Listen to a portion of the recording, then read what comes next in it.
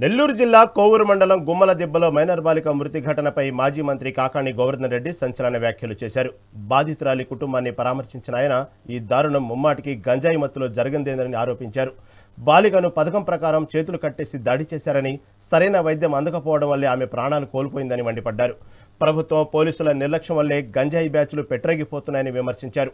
పరామర్శకు వస్తున్న తమను అడ్డుకోవడంలోనే ప్రభుత్వ ఆంతర్యం ఏంటో అర్థమవుతుందని, బాధితులకు న్యాయం జరిగే వరకు వైసీపీ అండగా ఉంటుందని కాకాణి స్పష్టం చేశారు. నెల్లూరు జిల్లా కోవూరు నియోజకవర్గం గుమ్మల దెబ్బలో మైనర్ బాలికపై జరిగిన ఘటనపై రాజకీయం ముదిరింది. బాధిత కుటుంబాన్ని పరామర్శించిన టీడీపీ పట్టణ అధ్యక్షులు ఇంతిరెడ్డి మల్లారెడ్డి వైసీపీ తీరుపై విరుచుకుపడ్డారు. శవ రాజకీయాలు చేయడం వైసీపీకి అలవాటేనని, సొంత బాబాయ్ హత్యతోనే వారి రాజకీయాలు మొదలయ్యాయని విమర్శించారు.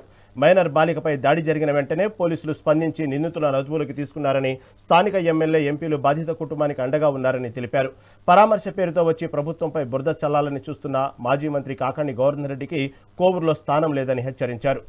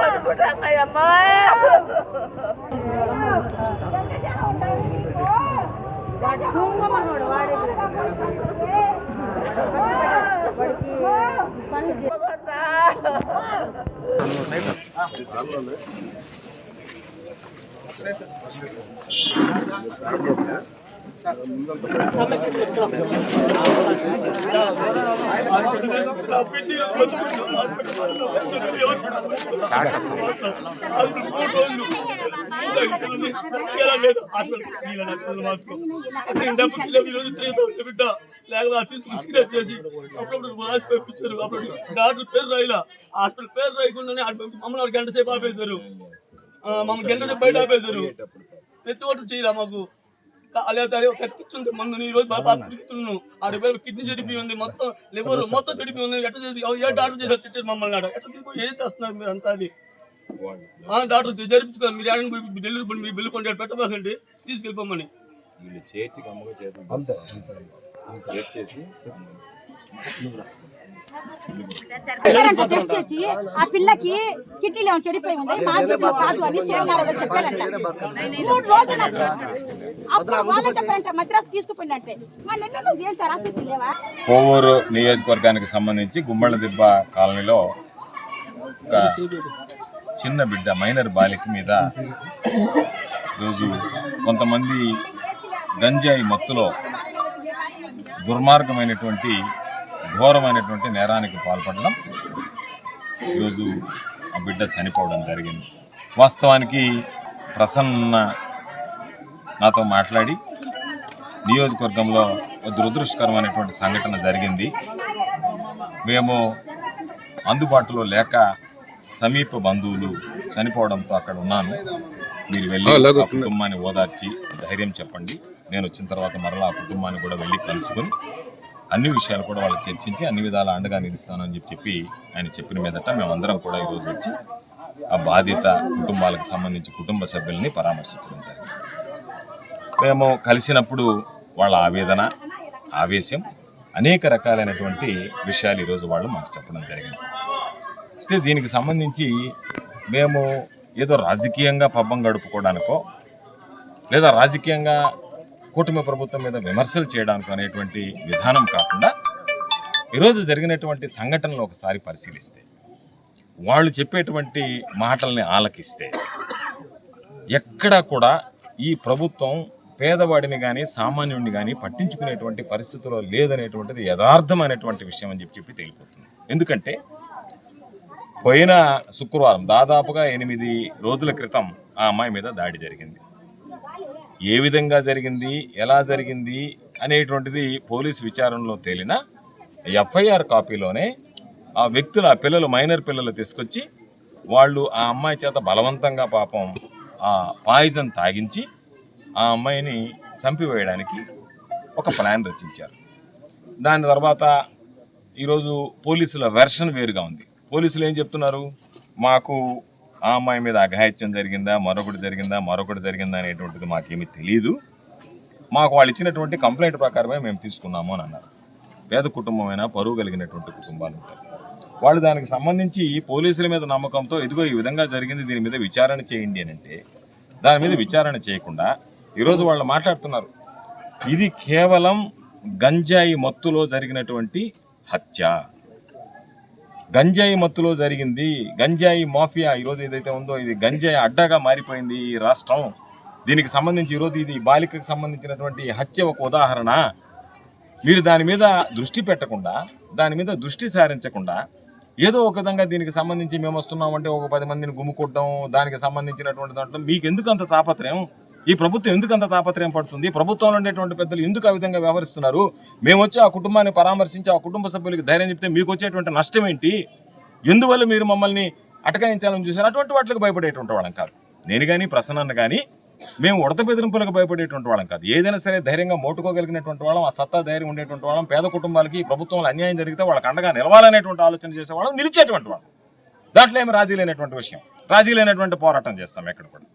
ఈరోజు గంజాయి అడ్డగా మారిపోయిందని చెప్పి దానికి సంబంధించి ఏమి చేయకుండా ఆ బిడ్డను తీసుకెళ్ళి మీరు హాస్పిటల్లో పెట్టి, అక్కడి నుంచి నెల్లూరు హాస్పిటల్లో పెట్టి, అక్కడి నుంచి ఆ బిడ్డ కనీసం పాయిజన్ తీసుకునేదనేటువంటి కేసులో ఉన్నా కూడా వాళ్ళు స్టమక్ వాష్ చేయలేదని బాధపడుతున్నారు. ఏమి చర్యలు తీసుకోకుండా ఈరోజు దానికి సంబంధించినటువంటి దాంట్లో మీరు హడావిడిగా ఈ ప్రభుత్వము సరిగ్గా పనిచేయలేదు, పోలీసులు సరిగ్గా పనిచేయలేదు. దానికి కారణం ఈరోజు ఆ బిడ్డ తను చాలించింది. వాళ్ళు చెప్పేటువంటి దాన్ని బట్టి మేము మాట్లాడుతున్నాం, మాకు తెలియదు, ఎందుకంటే వాస్తవాలు ఆ రోజు మేము లేను కాబట్టి. ఉన్నటువంటి వాటికి సంబంధించి ఆ కుటుంబ సభ్యులు చెప్పేటువంటి విషయం, ఆ అమ్మాయి తండ్రి తాత చెప్పినటువంటి విషయాల ప్రకారం ఆసుపత్రి వర్గాలు పట్టించుకుని ఉంటే మేము బ్రతికుండే వాళ్ళం మా బిడ్డ అని చెప్పి.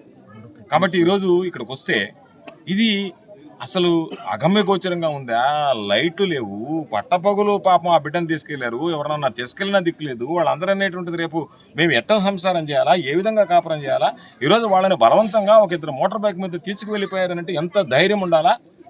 అటువంటి వాళ్ళకి సంబంధించినటువంటి దాంట్లో వ్యవస్థ ఏం పనిచేస్తుంది, శాంతి భద్రతలు అనేటువంటివి రాష్ట్రంలో అసలు ఉన్నాయా, ఈ జిల్లాలో పనిచేస్తున్నాయా, అయ్యేమి అర్థం కానటువంటి పరిస్థితి తయారైంది. మీకు ఎంతసేపటికి ఉన్నటువంటిది ఏంటి, పేదవాడిని గురించి పట్టించుకోరు, పేదవాడి మీద అఘాయిత్యం జరిగితే పట్టించుకోరు, మైనర్ బాలికలు చంపేస్తే పట్టించుకోరు. ఎక్కడన్నా సరే వైఎస్ఆర్ కాంగ్రెస్ పార్టీకి సంబంధించినటువంటి వాళ్ళ మీద దాడులు చేయిస్తే దాన్ని ప్రోత్సహించడం, వాళ్ళ మీద దాడులు జరిపించడం తప్ప మరొకటి కాదు. కాబట్టి ఖచ్చితంగా దీని మీద వైఎస్ఆర్ కాంగ్రెస్ పార్టీ ఇప్పటికే మా అధ్యక్షుడు జగన్మోహన్ రెడ్డి గారు దీని గురించి వాకప్ చేయడం జరిగింది. ఈరోజు దాని మీద కథనాలు వచ్చాయి, మీడియాలో కథనాలు వచ్చాయి, పత్రికల్లో కథనాలు వచ్చాయి. దురదృష్టకరమైనటువంటిది సాక్షిలో కథనం రాగానే సాక్షికి సంబంధించినటువంటి దాంట్లో వాళ్ళకి సంబంధించి ఒక కథనం వచ్చిందని చెప్పి దాని మీద ఖండన ఇవ్వడం. మేము చెప్పేటువంటి పత్రికల యొక్క స్వేచ్ఛ, రాస్తాయి పత్రికలు, అనేక సందర్భాల్లో అనేక పత్రికలు రాస్తాయి. ఆ రాసినటువంటి దాంట్లో నిజానిజాల గురించి మీరు నిగ్గుదేల్చాల్సింది పోయి మీకేం సంబంధం లేనట్టుగా ఇప్పుడు వాళ్ళు చెప్పేదానికి మీరు సమాధానం చెప్పండి. మీరేదో చెప్పడం కదా, వాళ్ళు అడుగుతున్నారు మా బిడ్డకు సంబంధించినటువంటి దాంట్లో సరైనటువంటి వైద్యం అందలేదు కాబట్టి మా బిడ్డ చనిపోయిందని మాట్లాడుతున్నారు. సమాధానం చెప్పండి. లేదా బిడ్డకు సంబంధించినటువంటి దాంట్లో 3 రోజులు గమ్ముగుండి స్టమక్ వాష్ చేయకుండా కిడ్నీలు దెబ్బతిన్నాయి అని చెప్పి మాట్లాడి ఈరోజు ఆ బిడ్డ చనిపోయిందని చెప్పినారు. చూస్తే కళ్ళ వెంబడి నీళ్లు వచ్చేటువంటి దయనీయమైనటువంటి పరిస్థితి. ముక్కుపచ్చలారన్నటువంటి ముద్దు బిడ్డ, 12 సంవత్సరాల వయసు. ఈరోజు అటువంటి అఘాయిత్యాలు జరుగుతుంటే ఈ ప్రభుత్వానికి చీమ కుట్టనైనా లేకుండా, పేదల గురించి పట్టించుకోకుండా ఈ ప్రభుత్వం ఇష్టారాజ్యంగా వ్యవహరిస్తా, ఎవరైనా చేస్తే వాళ్ళ మీద ఎదురుదాడి చేస్తా. ఈ రోజు నేను అడుగుతున్నా, ఈ కూటమి ప్రభుత్వ పెద్దలను అడుగుతున్నా, చంద్రబాబు నాయుడు గారిని అడుగుతున్నా, హోంమంత్రిని అడుగుతున్నా, ఉప ముఖ్యమంత్రిని అడుగుతున్నా, ఆ కుటుంబానికి జరిగినటువంటి ఆ బాధను ఎవరు తీరుస్తారు, దానికి కారణం ఎవరు, దానికి కారకులు ఎవరు, దీనికి సంబంధించి ఎవరు బాధ్యత వహించాలి. ఈరోజు వాళ్ళకి జరిగినటువంటి దానిలో ఒక బిడ్డని సాయంకాలం సమయంలో చేతులు కట్టేసి తీసుకెళ్లిపోయి ఆ చేత బలవంతంగా విషం తాగించేటువంటి పరిస్థితి ఏర్పడితే దాన్ని పట్టించుకోకపోతే ఈరోజు ఒకరి మీద ఒకరు మాట్లాడుకుంటా దాని గురించి కాలయాపన చేస్తా పరిశీలించడానికి వస్తే మా మీద ఏదో మమ్మల్ని ఎదురు తిరగాలి, మా మీద దాడులు చేయాలనేటువంటి ఆలోచన చేస్తున్నారంటే మీకు ఎందుకు అంత ఉత్సాహంగా అనిపిస్తుంది? మీరు ఎందుకు ఆ విధంగా ప్రయత్నం చేస్తున్నారు?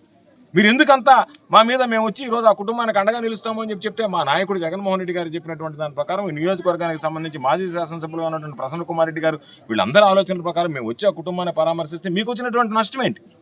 కాబట్టి ఖచ్చితంగా వైఎస్ఆర్ కాంగ్రెస్ పార్టీ అనేటువంటిది పేదల పక్షాన పోరాటేటువంటి పార్టీ, అధికార పక్షాన ఉన్నా ప్రతిపక్షంలో ఉన్నా ప్రజల పక్షాన నిలబడేటువంటి పార్టీ.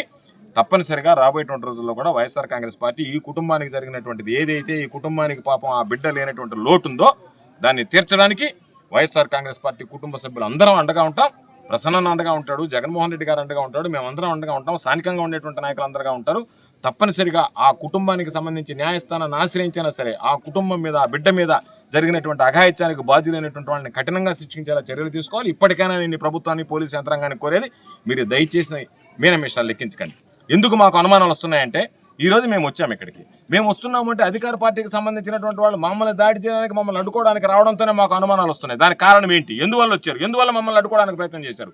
మీలో పొరపాటు లేకపోతే ఎందువల్ల మీరు మమ్మల్ని అడ్డుకోవాలనేటువంటి దుర్మార్గమైనటువంటి ఆలోచన చేశారు? కాబట్టి వాటికి సమాధానం చెప్పాల్సినటువంటి అవసరం ఉంటుంది. కాబట్టి పోలీసులు నిష్పక్షపాతంగా దీనిలో ఎక్కడా కూడా దీనికి సంబంధించి ఎవరో చెప్పారు కాబట్టి అధికార పార్టీకి సంబంధించినటువంటి వాళ్ళు ఇంకొకరు దీనికి సంబంధించినటువంటి రాజకీయాలు పలవడం ప్రారంభించారు. రాజకీయాలు కాదు, మేము చెప్తున్నాం.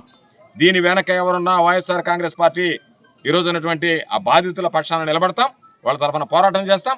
ఈరోజు దీనికి సంబంధించి మీరు సరైనటువంటి చర్యలు పోలీసు యంత్రాంగం తీసుకోకపోయినా, ప్రభుత్వం నిర్లక్ష్యం వహించినా వైఎస్ఆర్ కాంగ్రెస్ పార్టీ జగన్మోహన్ రెడ్డి గారి నాయకత్వంలో, ప్రసన్న ఆధ్వర్యంలో ఆ కుటుంబానికి అండగా నిలిచి అన్ని విధాలా వాళ్ళని ఆదుకునేదానికి మేము మా పోరాటాన్ని కొనసాగిస్తామని చెప్పి సందర్భంగా తెలియజేస్తూ, ఆ బిడ్డకి పాపం ఆ కుటుంబ సభ్యులందరికీ కూడా ఆ బిడ్డ లేని లోటు తట్టుకుని ముందుకు వెళ్ళేటువంటి ధైర్యాన్ని ప్రసాదించాలని చెప్పి భగవంతుని ప్రార్థిస్తూ, ఇప్పటికైనా చంద్రబాబు నాయుడు ప్రభుత్వం కళ్ళు తెరవాలి. దీనికి సంబంధించి ఖచ్చితమైనటువంటి చర్యలు తీసుకోవాలి. ఇటువంటి గంజాయి అడ్డాగా మారిపోయే గంజాయి నిషాలో ఏమి చేయాలో తెలియనటువంటి దాంట్లో పిల్లలు చేసినటువంటి వాళ్ళు గంజాయి ఇన్ఫ్లుయెన్స్లో ఉన్నటువంటి మైనర్ పిల్లలు, పాపం చనిపోయింది మైనర్ బాలిక. అంటే ఈ వ్యవస్థ ఏ విధంగా ఉందంటే, ముక్కు పచ్చలారన్నటువంటి బిడ్డలు గంజాయికి బానిసలయ్యి నేరస్తులుగా మారుతుంటే, వాళ్ళు పాపం పిల్లల్ని చంపేసేటువంటి పరిస్థితి ఉంటే అసలు ప్రభుత్వం ఉందా, అసలు వ్యవస్థలు పనిచేస్తున్నాయనేటువంటి అనుమానం ఉంది.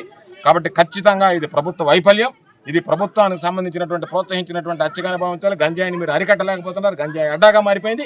గంజాయికి సంబంధించి ముఖ్యమంత్రి గారు రోజు ఒక సమావేశం పెట్టి నేను అట్ట చేశాను, ఇట్ట చేశానని చెప్పి ముఖ్యమంత్రి గారు, హోంమంత్రి గారు మాట్లాడుకొని మీ చంపలు, మీ జబ్బలు మీరు చర్చుకొని వెళ్ళిపోవడం కాకుండా ఈ రోజు జరిగినటువంటి హత్యకు కారణం అనేటువంటి అన్వేషించండి.